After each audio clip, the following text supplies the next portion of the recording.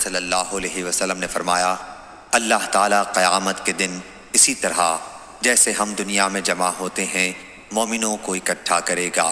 وہ گرمی وغیرہ سے پریشان ہو کر کہیں گے، کاش ہم کسی کی سفارش اپنے مالک کے پاس لے جاتے تاکہ ہمیں اپنی اس حالت سے آرام ملتا۔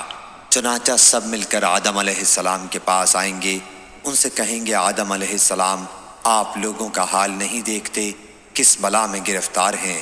آپ کو اللہ تعالیٰ نے خاص اپنے ہاتھ سے بنایا اور فرشتوں سے آپ کو سجدہ کرایا اور ہر چیز کے نام آپ کو بتائے، ہر لغت میں بولنا بات کرنا سکھلایا۔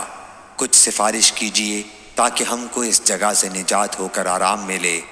کہیں گے، میں اس لائق نہیں۔ ان کو وہ گناہ یاد آ جائے گا جو انہوں نے کیا تھا، ممنوع درخت میں سے کھانا۔ مگر تم لوگ ایسا کرو، نوح پیغمبر علیہ السلام کے پاس جاؤ، وہ پہلے پیغمبر ہیں جن کو اللہ تعالیٰ نے زمین والوں کی طرف بھیجا تھا۔ آخر وہ سب لوگ نوح علیہ السلام کے پاس آئیں گے، وہ بھی یہی جواب دیں گے، میں اس لائق نہیں۔ اپنی خطا جو انہوں نے دنیا میں کی تھی یاد کریں گے۔ کہیں گے، تم لوگ ایسا کرو، ابراہیم پیغمبر علیہ السلام کے پاس جاؤ جو اللہ کے خلیل ہیں۔ ان کے پاس جائیں گے، وہ بھی اپنی خطائیں یاد کر کے کہیں گے، میں اس لائق نہیں۔ تم موسیٰ پیغمبر علیہ السلام کے پاس جاؤ، اللہ نے ان کو تورات عنایت فرمائی، ان سے بول کر باتیں کی۔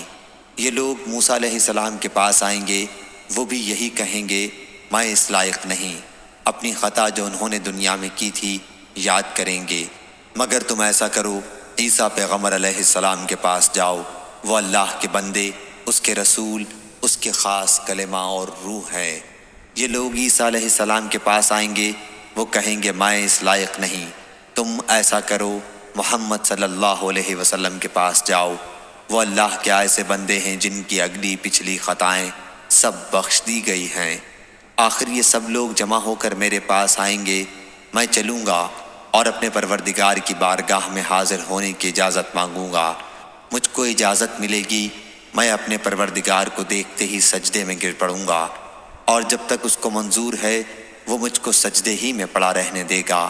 اس کے بعد حکم ہوگا، محمد صلی اللہ علیہ وسلم، اپنا سر اٹھاؤ اور عرض کرو، تمہاری عرض سنی جائے گی، تمہاری درخواست منظور ہوگی، تمہاری سفارش مقبول ہوگی۔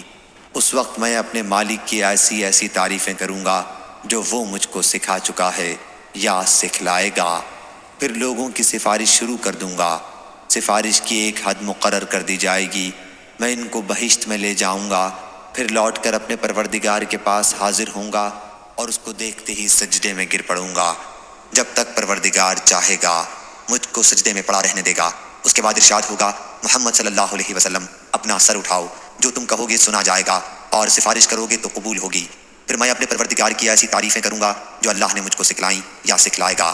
اس کے بعد سفارش کر دوں گا، لیکن سفارش کی ایک حد مقرر کر دی جائے گی، میں ان کو بہشت میں لے جاؤں گا، پھر لوٹ کر اپنے پروردگار کے پاس حاضر ہوں گا، اس کو دیکھتے ہی سجدے میں گر پڑوں گا، جب تک پروردگار چاہے گا مجھ کو سجدے میں پڑا رہنے دے گا۔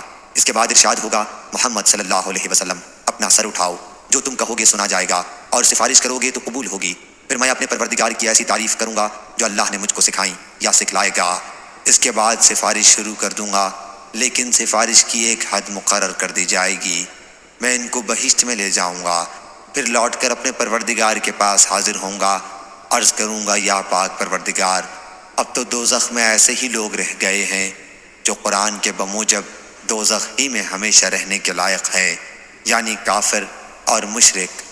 انس رضی اللہ عنہ نے کہا، حضرت صلی اللہ علیہ وسلم نے فرمایا، دوزخ سے وہ لوگ بھی نکال لیے جائیں گے جنہوں نے دنیا میں لا الہ الا اللہ کہا ہوگا اور ان کے دل میں ایک جو برابر ایمان ہوگا۔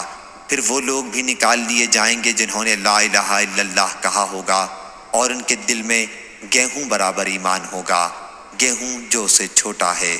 پھر وہ بھی نکال لیے جائیں گے جنہوں نے لا الہ الا اللہ کہا ہوگا اور ان کے دل میں چیونٹی برابر یا بھنگے برابر ایمان ہوگا۔ صحیح بخاری، حدیث نمبر 7410۔